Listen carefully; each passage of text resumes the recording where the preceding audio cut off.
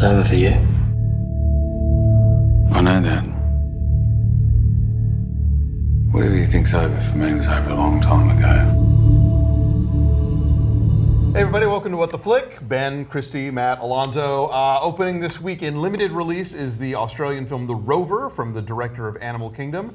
We didn't see it, they did. Yes, David Michod, the director of the awesome Animal Kingdom. So this is one of those in a world kind of movies. It is a post-apocalyptic future, but not quite the one that you've ever seen before. It's not zombies, it's not war, it's not some virus that's devastated the planet. It's just 10 years after the collapse is how they very ominously describe it. Guy Pearce gets his car stolen, and he's pissed about it. Take a look. Let's go! Come on, come on, come on!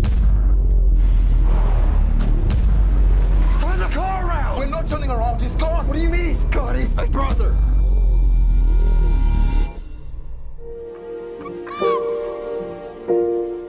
He's abandoning you out here to me. You don't learn to fight, your death's gonna come real soon. Stop talking to me! There's no harm God won't see me come to. God feels nothing for you. The only thing that means anything right now is that I'm here. And he's not. So this movie kind of sneaks up on you. It is a slow burn. It is very slow. And it's really fascinating. Yeah, I really like this movie. A lot of times in this movie, I thought of The Proposition, the John Hillcoat movie, which With Danny Houston. with Danny Houston Guy Pearce is and in that Guy too. Pearce. Oh. It's really good. This is that same kind of bleak, kind of it is. They don't get too much in. You really don't see why things have collapsed. It also kind of made me think of the first Mad Max. Like this is like right around the time things are starting to go bad for everybody. It's a very lawless kind of environment.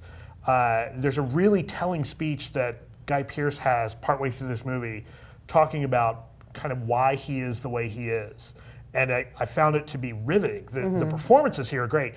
I got to give it up for Robert Pattinson in this. He's so good in this. He gets a bad rap for being in those awful movies, and he isn't given much to do. They're over now. Yeah. Right. But he chooses in this one, interestingly, yes. In this one, he's given a lot to do, and I think he runs right up at the edge of overdoing it. And I think he puts in a very powerful performance, similar to what we've seen in a space from Scoot McNairy, who was also in this movie. Which I didn't realize until like the last scene he's in. Yeah, I didn't realize it's him until the very, very end. I like this movie a lot. It's bleak. It's not perfect. I feel like they dropped the ball a little bit at the end.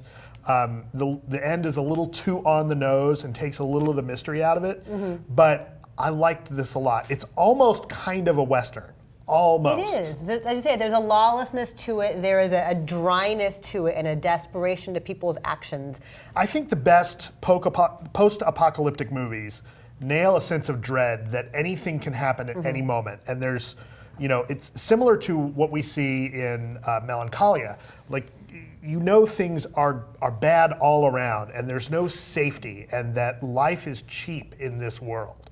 And, people will get killed over nothing in this. And They do. And it adds this underlying sense of like background terror that even when things aren't happening, you're kind of on edge. Yeah. And the music adds to that. I was about to say that the sound design reminded me a lot of Johnny Greenwood's work with Paul Thomas Anderson. Oh. It made me think of Under the Skin.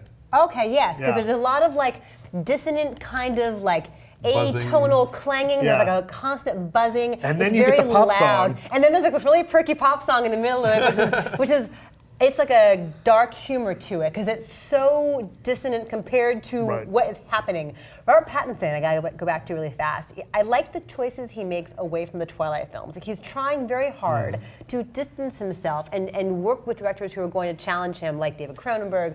And here he is, I should say, right up against the edge of what Robert Downey Jr. referred to in Tropic Thunder as full retard. Right. He's developmentally disabled, but there are these flickers in his eyes every once in a while where he thinks he's got the upper hand on Guy Pearce. Right. And it's sad and it's chilling, but he's so good in this. Right. It's not DiCaprio and Gilbert Grape. No. It's not that. It's No. a more believable character, and they set him up to be part of this gang, and you buy that that's why you Wait, did you not believe DiCaprio and Gilbert Grape? No, it's not that I don't believe, but it's not that It's not level. that extreme. It's not Okay. that Oh, extreme. gotcha, okay. You know, you see that this person would be functional within a certain environment. Sure. But outside of that environment, he's not all there. And I think that Pattinson walks that line between somebody you pity and someone who is kind of dangerous. And this is I mean, he's not kind He's of dangerous. unpredictable. He's unpredictable, and that adds to the level of terror that's already there. Right. Now, as I mentioned before, there's some stuff that happens at the end that I think doesn't quite work. But for the most part, I really like this movie. It is a slow burn, and it's got some dead spots in it that I think are unnecessary. But He will hold a shot. Like Yeah. in Animal Kingdom, are there moments where you want to have subtitles because you don't understand the English? No. that No, Australians you are speaking? understand them. You no, can. it's not as bad as Animal Kingdom. But there is a kind of like menagerie of freaks that populate this thing that do have very, very thick accents. Like it's like he went out of his way to find kind of Fellini-esque like weirdos with oversized ears and like little beady eyes. Right, And kind of the inbred look, and that's a Yeah. little over the top. Like there's at one point there's this town where you see this very varied group of people, and I think that just the way that they've cast that, it gets a little distracting and unnecessary, and that's where it takes you out of the movie in a way that Animal Kingdom doesn't.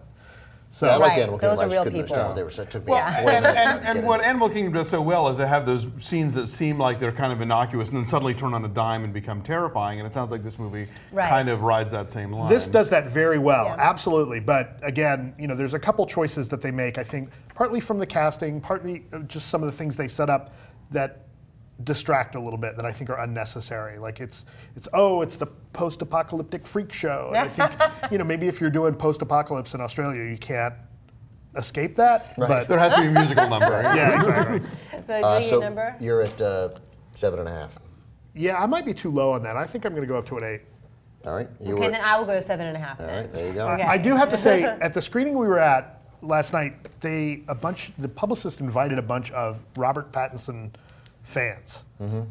Like girls. Yeah, and they didn't seem to react that well to the movie. So I would warn people, if you are a big RPats fan and you think he's dreamy, this may not be if the you're movie for team you. Edward. Speaks well to him that he's like, yeah, I know those are my fans. I got other Yeah, business fish to take fry. care of. Yeah. He and Daniel Radcliffe both, I think, have made some smart choices as far as distancing themselves from these teen characters. And Kristen Stewart maybe less successfully, but she's at least trying. Yes. She is definitely working with the edgier directors, and she's got movies that are maybe not getting the best reviews out of Sundance, but at least they play Sundance. She tries. You know. Okay.